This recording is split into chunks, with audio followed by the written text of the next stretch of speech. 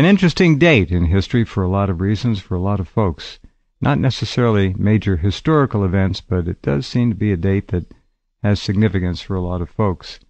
This date, for many Americans who awoke today to come back into consciousness in terms of dealing with the real world such as it isn't, have now been forced to admit the obvious, that their government has not only lied grotesquely once again, but has invaded their privacy to the extent that it literally no longer exists. Literally. The NSA has been ratted out by one of its own. Somebody put in there by, I guess, a subcontractor who claims to be shocked by Mr. Snowden, Edward Snowden's response to questions about what's been going on there.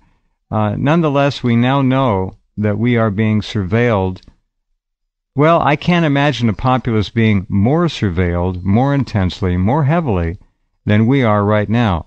Everything you text, everything you email, every phone call you make on a landline, on a cell phone, it doesn't matter where, is at the very least being recorded.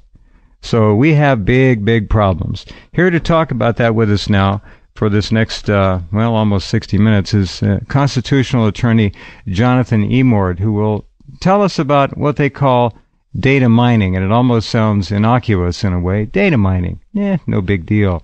The NSA, of course, getting its brand new $2 billion facility in Utah, will be burning the midnight oil, intensifying, and believe me, they're doing more than just scrutinizing the media I mentioned earlier.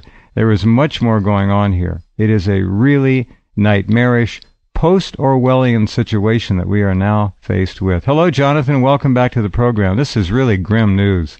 Well, good to be with you over such sad topic as this. This is really an extraordinary event in our history. It's the most grotesque outgrowth of fiction, Orwellian in nature, that we've ever seen. The sad reality of it is, though, that it's not a story we can forget because it's not a story, it's reality. This is not fiction.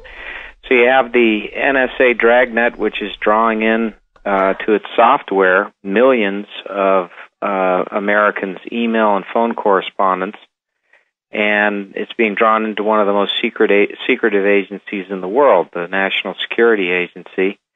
And, the argument that is raised by the government to defend this, that the Foreign Intelligence Surveillance Act authorizes this through FISA courts, and that they should be able to pursue this because they're meeting the court's requirements, is really fickle when you understand that the FISA courts are essentially operating in secret as well.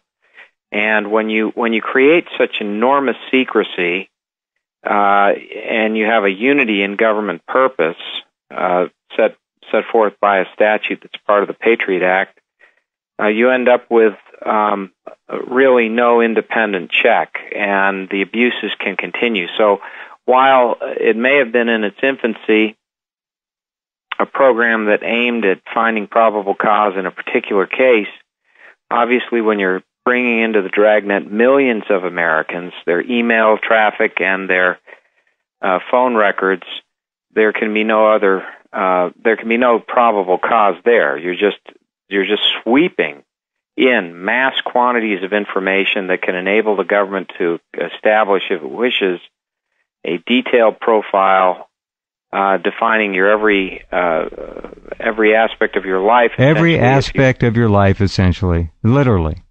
Yeah, literally. and that's it is for those of us who understand that the founding generation appreciated a government of minuscule size compared to this.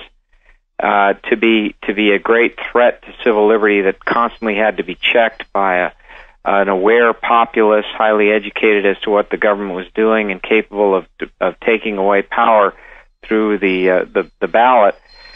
When you have an operation like this operating in secret and so much of it going on for day after day without any possibility for American citizens to appreciate the extent of violation. We don't know what they're doing with this. We don't know it from day to day. We know that they are saying that it is for the purpose of tracking foreign terrorist communication domestically, but were that the case, you certainly would need to bring into NSA millions and millions of people's I don't believe emails. it for a second. I don't think you do either.